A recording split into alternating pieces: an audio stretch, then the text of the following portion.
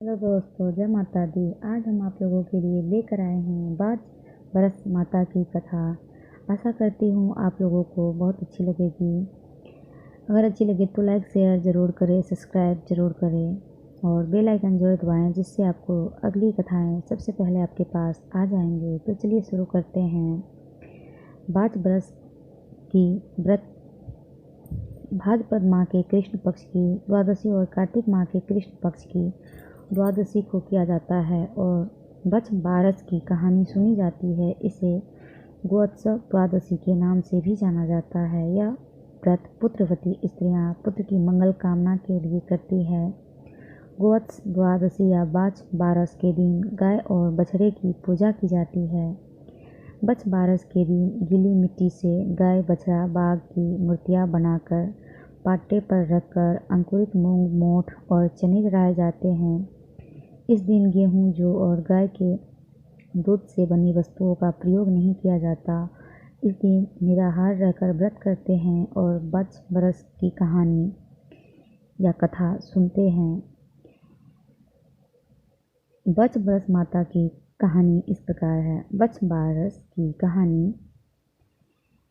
एक साहूकार था जिसके 7 बेटे थे। साहूकार ने एक तालाब बनवाया, लेकिन 12 वर्षों तक भी वह तालाब नहीं भरा। साहूकार ने कुछ विद्वान पंडितों से पूछा कि इतने दिन हो गए लेकिन मेरा तालाब क्यों नहीं भरता। तब पंडितों ने कहा कि तुम्हें तुम्हारे बड़े बेटे की या तुम्हारे बड़े पोते की बलि देना होगा, तभी यह तालाब भरेगा। साहूकार ने पंडित की बात मानी, अपनी बड़ी बहू को पिहर भेज दिया। साहूकार की बहू हमेशा बछ बारस का व्रत कर बछ बारस की कहानी सुनती थी। बड़ी बहू के पिहर जाने के बाद साहूकार ने बड़े पोते की बलि चढ़ा दी। तब घनघोर मेघ बरसने लगे और तालाब भर गया। जब साहूकार तालाब की पूजा करने जाने लगा तो लोग भी उसके साथ तालाब की पूजा करने जाने लगे। जाते समय साहूकार ने अपनी दासी से कहा कि गेउला, धानुला, चने मोठ बना लेना। साहूकार की गाय के बच्चे का नाम भी गेउला धानुला था। तब उस दासी ने गाय के बच्चे को भी गेउला धौना समझकर पका दिया। साहूकार व साहूकारनी गाजे बाजे के साथ अपने बेटे और बहू के साथ तालाब को पूजने लगे।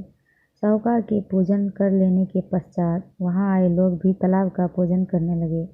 उसी वक्त जिस पोते की बलि दी गई थी वह गोबर में लिपटा हुआ मिला और आकर कहने लगा कि मैं भी तालाब में कूदूंगा।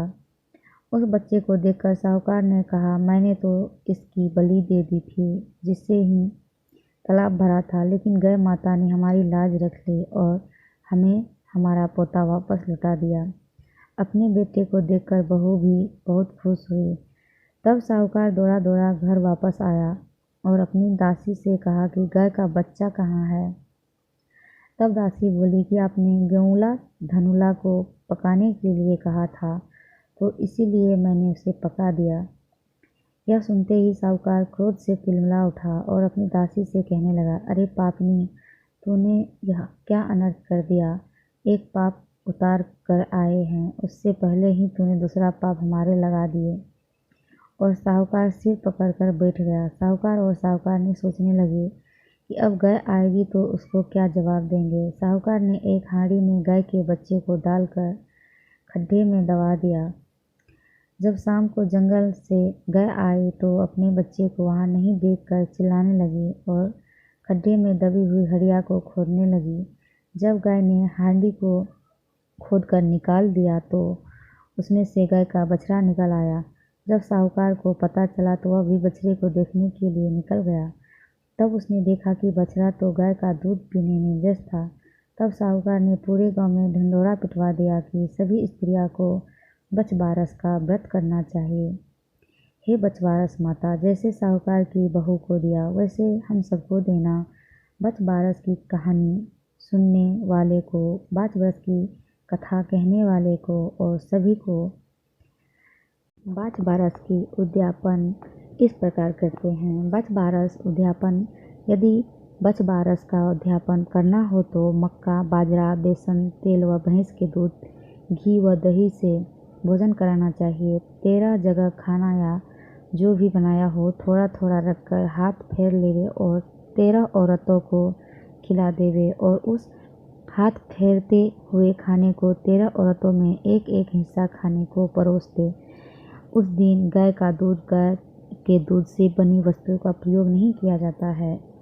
एक थाली में खाने का सामान रखो, उस पर बेस और श्रृंगार का सब सामान, मेहंदी, चूड़ा और काजल, रिबन यह 11 या 21 रुपये रखकर हाथ फेर कर सास, ननद या जेठानी को दे देवे। एक थाली में खाना देवर या जेठुते को खिला देवे व 5 रुपये व नारियल देवे। खाने वाली स्त्रियों को एक एक प्लेट या प्याला देना चाहिए। ध्यान से सुनने के लिए धन्यवाद। जय माता दी।